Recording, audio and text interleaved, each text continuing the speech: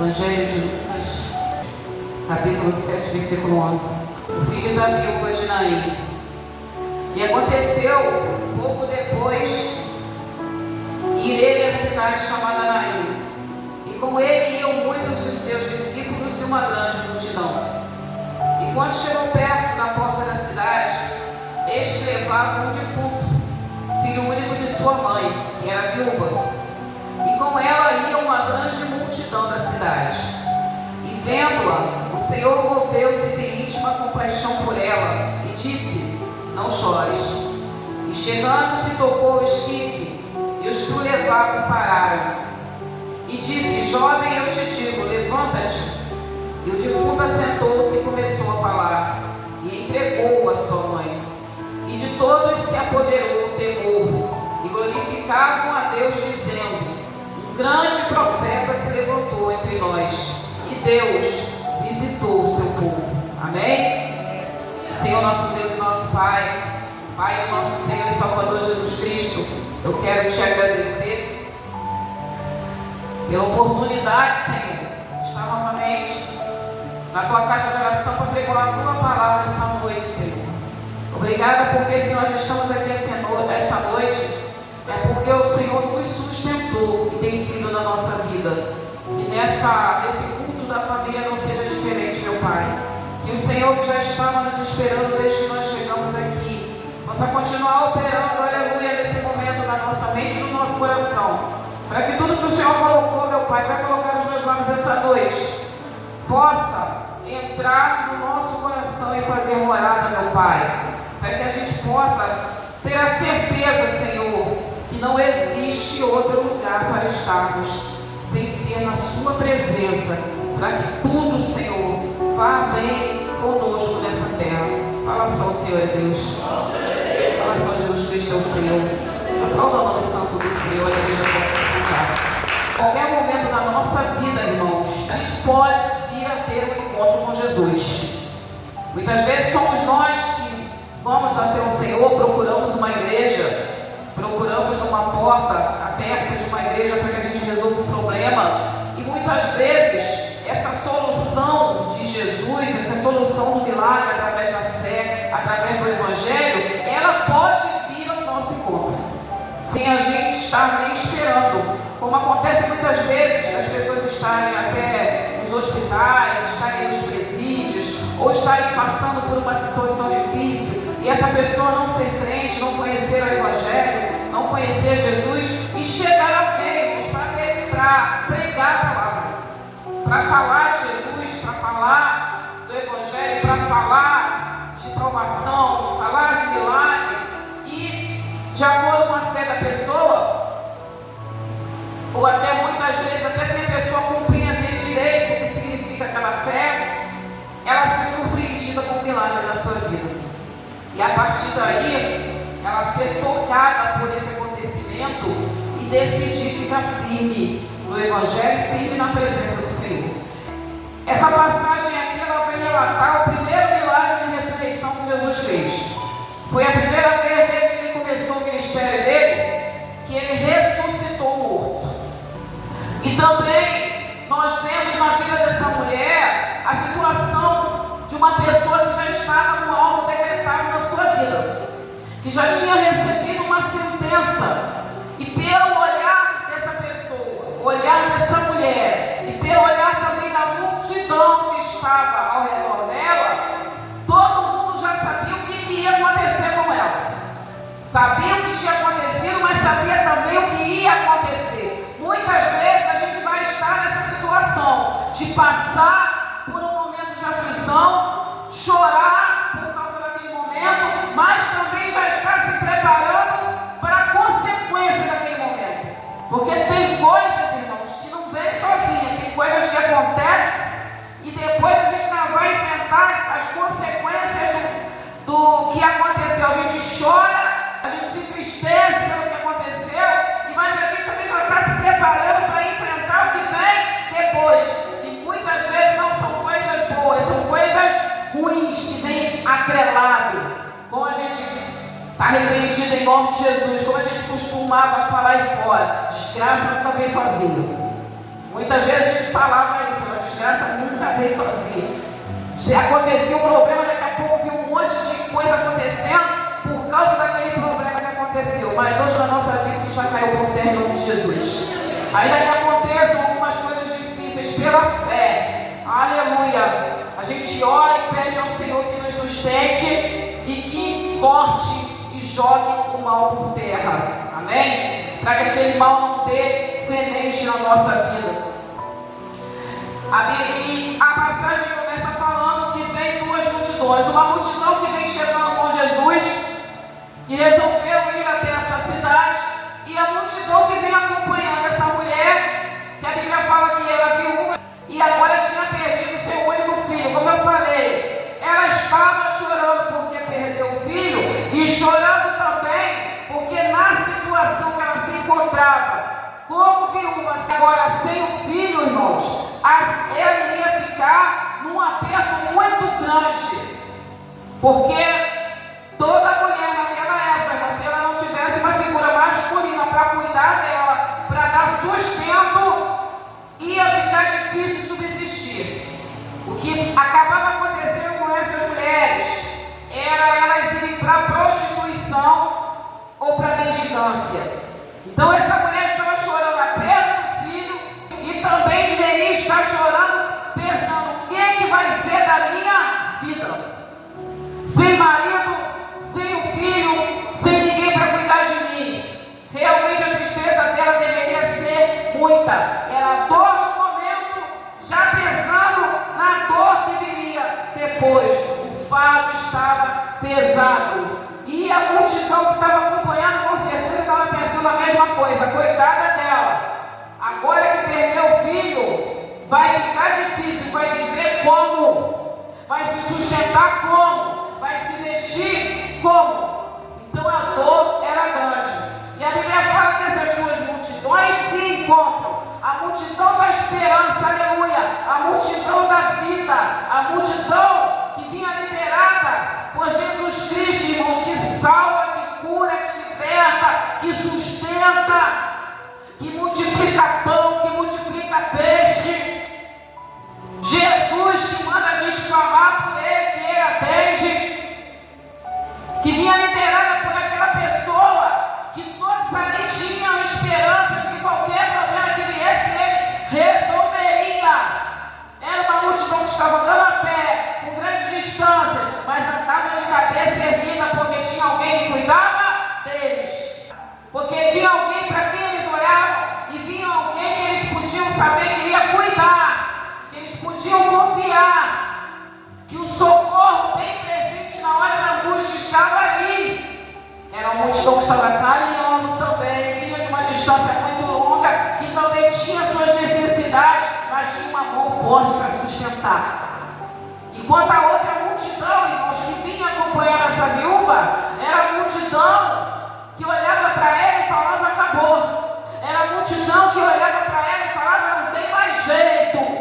Era a multidão que olhava para ela e dizia assim: já está decretado a sua perda, já está decretada a sua derrota, não tem mais nada para fazer, não tem aonde você correr, não tem para quem você pedir. Era a multidão que representava a derrota na vida de uma pessoa.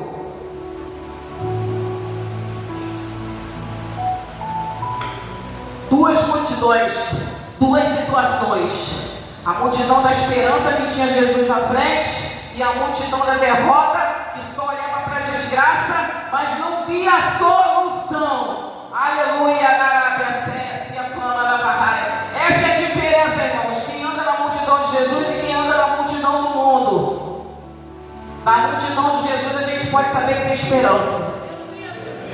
Na multidão de Jesus a gente pode saber que tem milagre. Na multidão de Jesus a gente sabe que a gente vai passar aflição. Mas a gente sabe também, aleluia, que a gente tem que ter bom ânimo que Jesus resolve. E na multidão do mundo, muitas vezes a gente olha, mas não vê esperança de nada.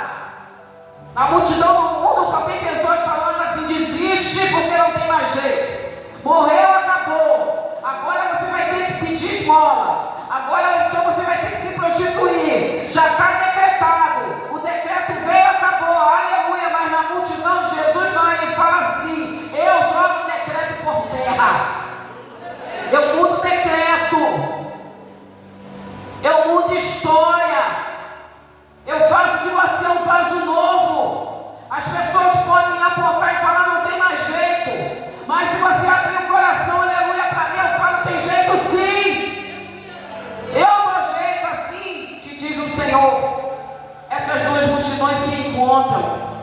E a Bíblia fala que Jesus, quando olha para aquela mulher, ele se move de íntima compaixão por ela, porque a tristeza dela era dobrada, irmãos.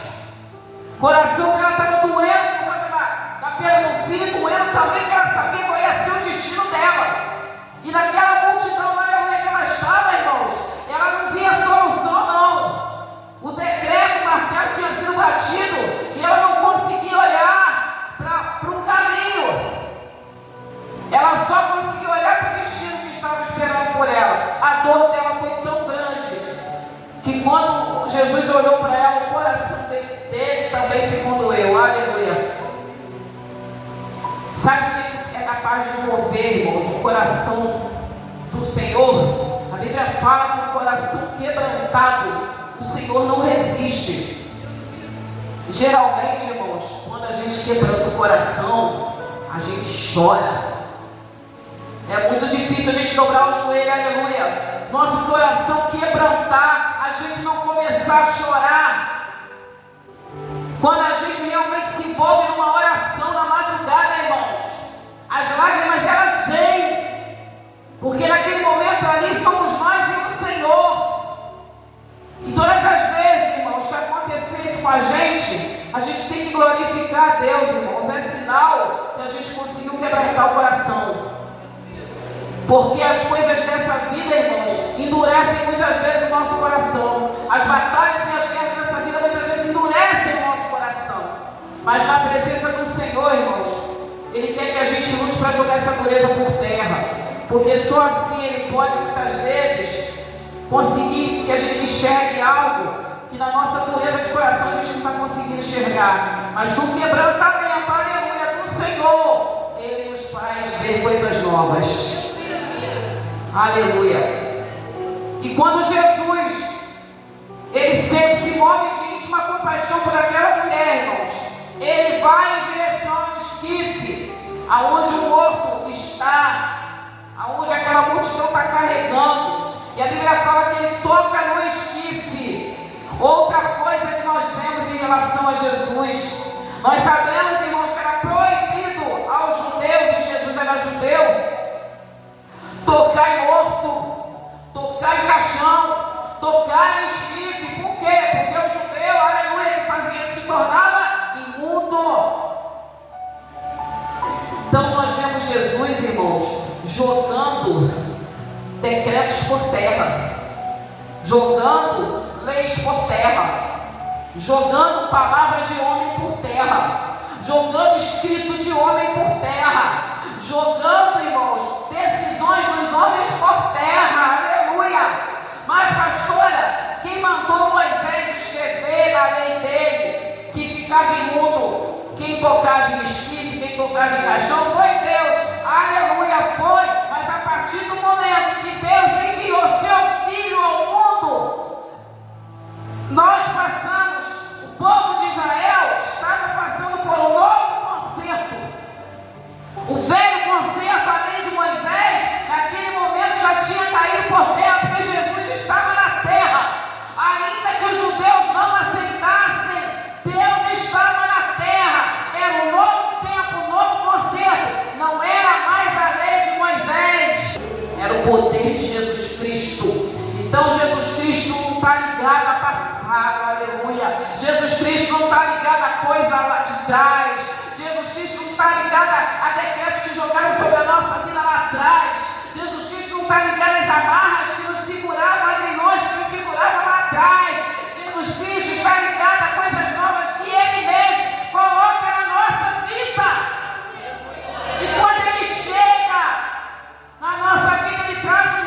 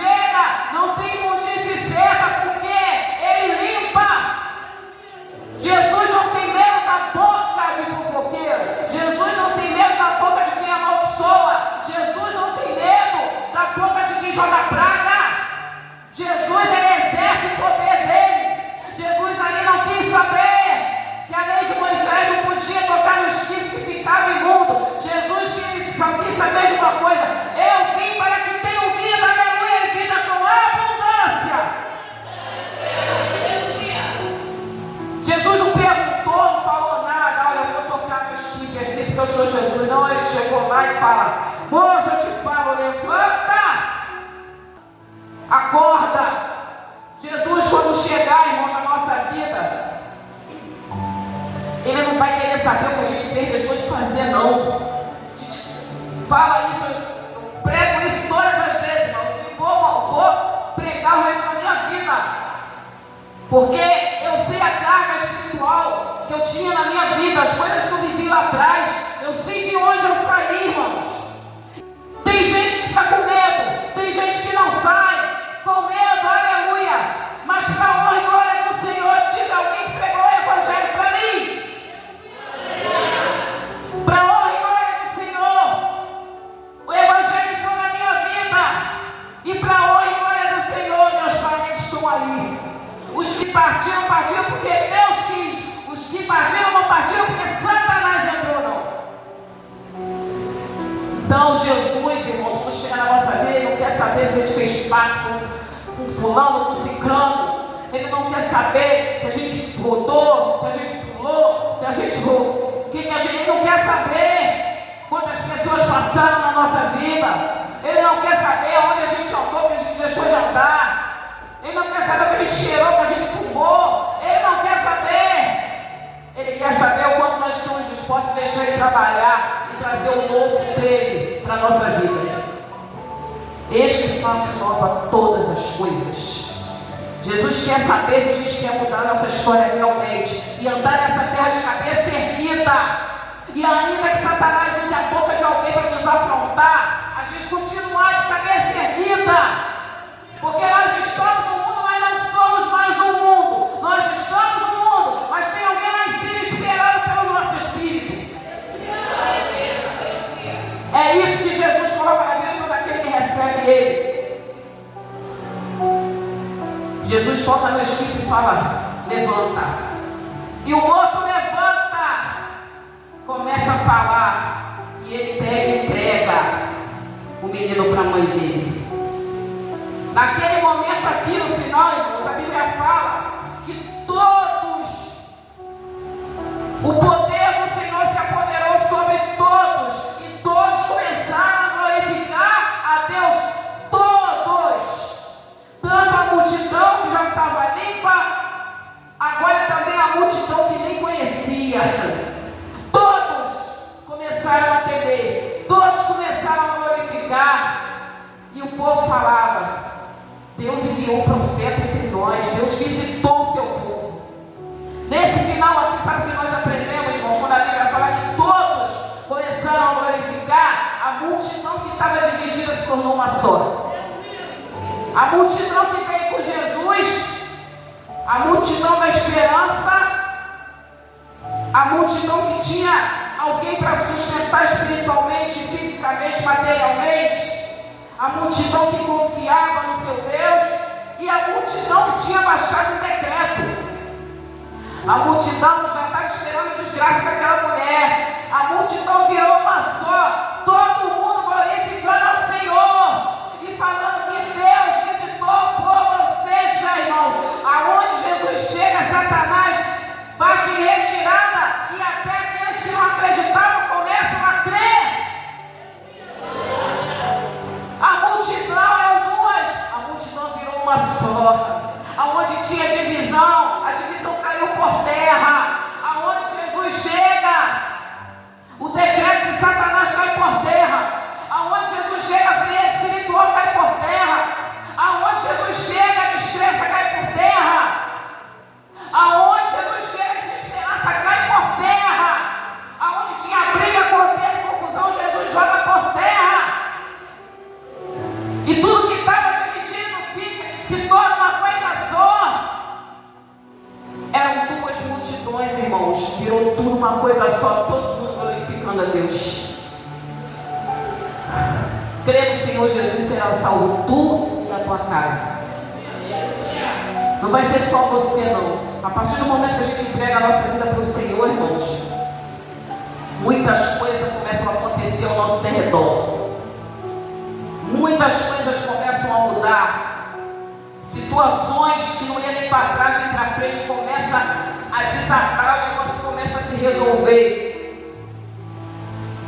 Quando ela recebe o filho dela, irmãos, ela vê ali que o decreto que ela tinha recebido tinha alguém que podia reverter o quadro. Ela vê ali que existe algo nessa terra maior do que a palavra dos homens.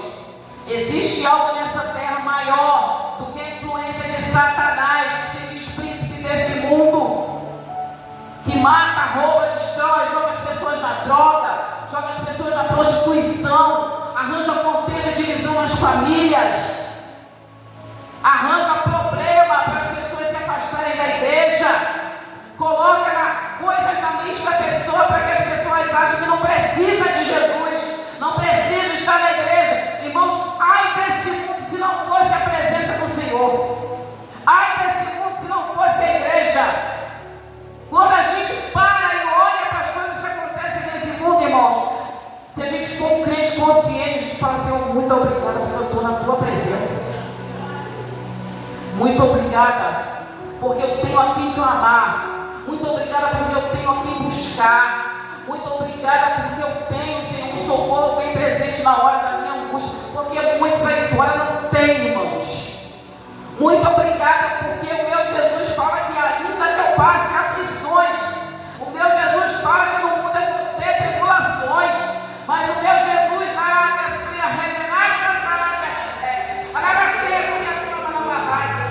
o meu Jesus fala: levanta a cabeça que eu sou contigo, eu te ajudo e te sustento com a destra da minha justiça. Eu tenho um Jesus que trouxe algo novo. Eu tenho um Jesus que ainda que eu olhe e fale acabou, acabou, se eu pegar na mão dele, ele ressuscita. Aleluia. Irmãos, nesse primeiro culto da família de 2025, nós sabemos que o Senhor está às portas. Nós sabemos que o mundo vai ficar cada vez mais complicado, porque a Bíblia tem que se cumprir. Então, irmãos, o que eu gostaria de passar para todos que estão aqui, e também que vocês possam passar adiante, irmãos, fiquem firmes na presença do Senhor, porque tudo que está na Bíblia vai acontecer, e já está acontecendo. Já está acontecendo, irmãos. Mas nós temos que lutar, nós temos que perseverar. Ainda que Satanás faça de tudo para arrancar a gente da presença do Senhor, ainda que a gente venha chorando, ainda que a gente venha quebrado, ainda que a gente venha entristecido, a gente tem que vir, porque só Jesus Cristo é o caminho, a verdade, a vida, e fora dele não há salvação. E existe uma salvação. Só Jesus Cristo, só o poder do Senhor pode entrar na nossa casa e resolver coisas que a gente não está conseguindo resolver, mas a gente tem que crer e tomar uma decisão, irmãos. Vamos tirar as coisas que Satanás tem colocado na nossa mente, porque o diabo ele não quer ir sozinho para o lago de fogo e enxofre, não. O diabo ele já está condenado. As pessoas, mas o crente só fala em demônio, o crente só fala em diabo, mas a grande vitória do diabo é muitos crentes até nem quererem saber que ele existe, nem tocar no nome dele. Se o próprio Jesus falou: no meu nome expulsarão demônios, como é que não existe demônio na terra? Jesus estava falando mentira? Se ele falou: no meu nome expulsarão demônios, como é que tem gente que fala que não existe demônio, irmãos? Que diabo não existe? Como é que é isso? Ele existe sim, irmãos. Anda ao nosso derredor, bramindo comunhão, procurando a quem possa tragar. É o dia todo dia. Todo que a Bíblia fala: basta cada dia o seu mal. O mal está aí, irmãos, mas existe um que é maior. Existe um que é maior. E quando a gente crê, resolve acreditar e crer, independente do que a gente esteja passando, independente do decreto que foi jogado sobre a nossa vida, a aflição vem, a tribulação vem, a gente dobra o joelho e fala: Senhor, ouve o meu clamor. Quero deixar essa noite, 2025 está aí, as coisas vão começar a ficar esquisitas. Mas todo aquele que confia no Senhor tem quem sustente. Porque na hora de tocar no esquife, Deus, Jesus não vai querer saber de ninguém.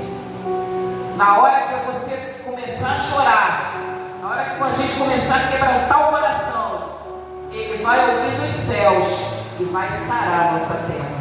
Amém? Vocês possam ficar nessa palavra nessa noite e que o Senhor possa falar melhor no coração de vocês. Amém.